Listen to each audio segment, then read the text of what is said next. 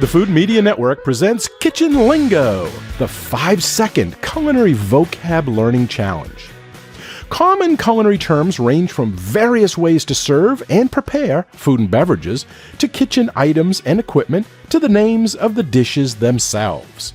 Cooking definitions can also come from languages other than English, such as French and Italian, which can sometimes be challenging to understand.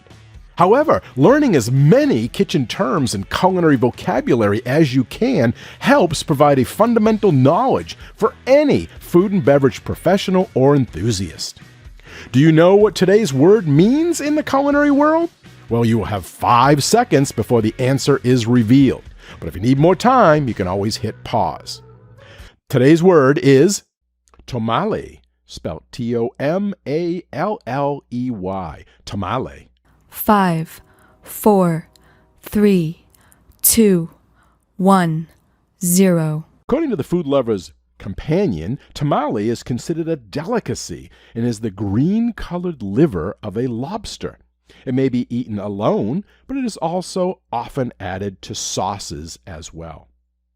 Okay, if you knew what the word meant, good job! If you didn't know, well, you do now, and the word has been added to your Kitchen Lingo word inventory.